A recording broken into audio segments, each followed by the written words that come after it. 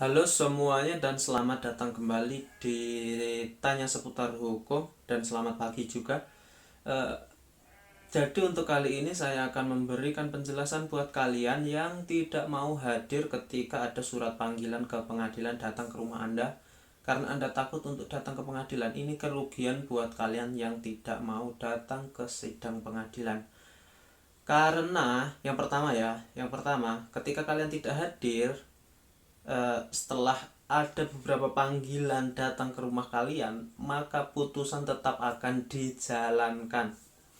Kita ambil contoh ketika kalian ada gugatan perceraian di pengadilan, ada surat panggilan untuk sidang mediasi yang pertama dan kalian tidak hadir, maka ketika sudah dipanggil secara patut 3 kali berturut-turut dan kalian tidak hadir, maka putusan tetap akan dijalankan dan putusan ini disebut dengan putusan first take. Jadi putusan tanpa adanya salah satu pihak atau pihak tergugat tidak hadir.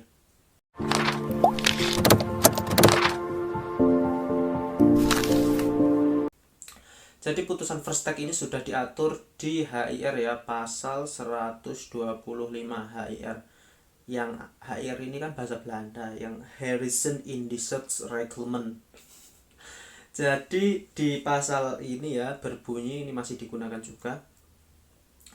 Putusan first take adalah putusan yang dijatuhkan apabila tergugat tidak hadir atau tidak juga diwakilkan kepada kuasanya untuk menghadap meskipun ia sudah dipanggil dengan patut. Maksudnya dipanggil dengan patut di sini sudah ada surat panggilan yang patut, yang formal, yang sesuai aturan, yang sudah datang ke rumah kalian. Walaupun biasanya dititipkan di kelurahan ya, tapi kan tetap aja sampai di rumah kalian.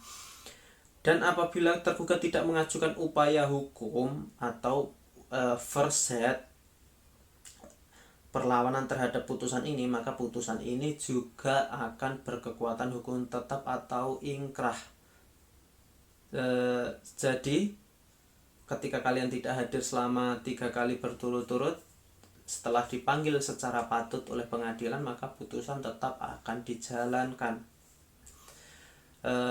Selanjutnya, walaupun setelah putusan masih ada upaya hukum yang disebut first set selama 14 hari, namun kalau tidak ada upaya hukum itu, maka putusan tersebut akan disebut sebagai putusan yang berkekuatan hukum tetap dan berarti putusan tersebut benar ya.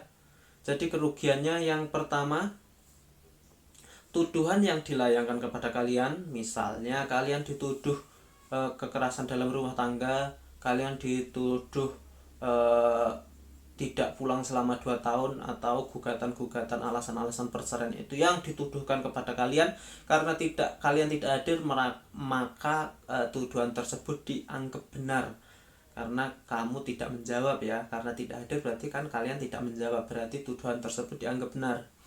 Yang kedua kerugiannya, ketika kalian tidak hadir, maka putusan tersebut dianggap ingkrah dan banyak putusan yang merugikan kalian. Misalkan kalian digugat sekaligus hak asuh anak, harta gono gini, hak asuh anak. Jadi misalnya hak asuh anaknya diminta oleh si penggugat, maka kalian tidak akan memperoleh hak asuh anak. Ketika si penggugat nanti meminta hak gono gini, misalnya 75% buat penggugat, hal tersebut akan diputuskan dan ingkrah. Oke?